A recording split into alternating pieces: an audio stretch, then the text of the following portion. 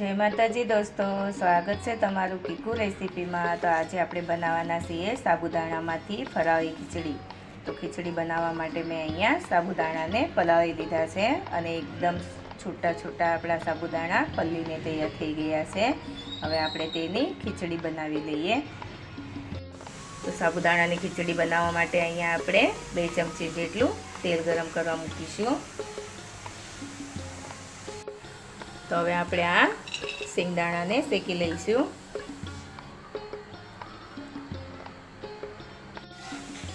आपणा सींगदाणा शेकाई गया छे, तेने आपणे प्लेट में लई लईशुं।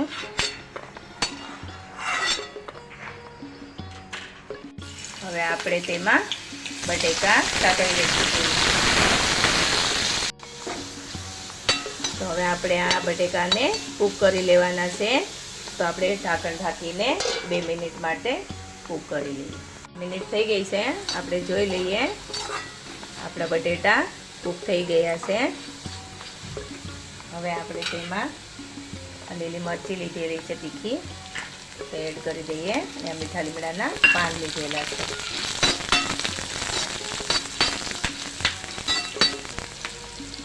સિંગદાણાનો ભૂકો લીધેલો છે।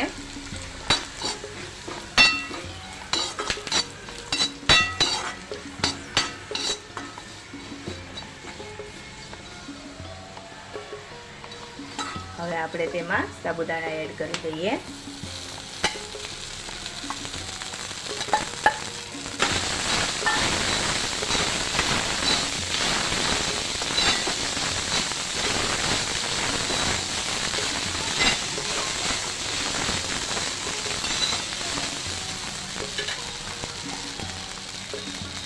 આ સિંગદાણા એડ કરી દઈએ।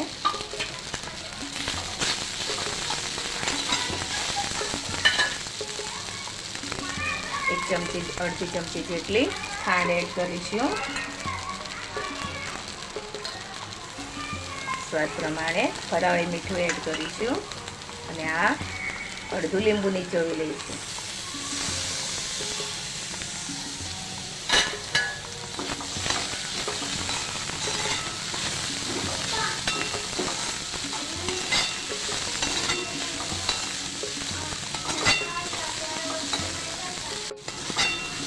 બધું બરોબર મિક્સ કરી લઈએ। એકદમ છૂટા દાણા છે આપણે સાબુદાણાના। હવે આપણે તેને ઢાંકણ ઢાંકીને 2 મિનિટ માટે ધીમા તાપે થવા દઈશું। જોઈ લઈએ। આપણે જોઈ શકો છો સાબુદાણાનો કલર પણ ચેન્જ થઈ ગયો છે અને સાબુદાણા એકદમ કૂક થઈ ગયા છે। હવે આપણે તેમાં કોથમીરના પાન એડ કરી દઈએ।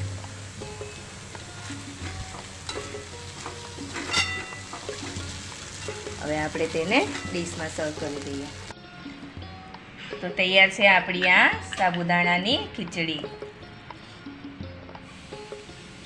જોઈ શકો છો એકદમ સરસ સાબુદાણાની ખીચડી બનીને તૈયાર થઈ છે અને આપણા સાબુદાણાનો એક એક દાણો છૂટો થયો છે। ઉપરથી આપણે થોડા કોથમીરના પાન એડ કરી દઈએ।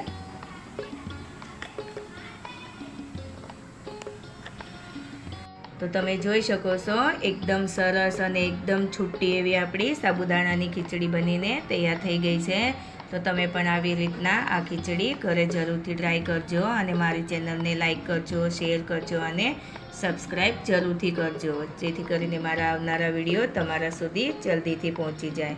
અને તમને મારા રેસિપીના વિડીયો કેવા લાગે છે તે તમે કોમેન્ટ કરીને મને કહી શકો છો।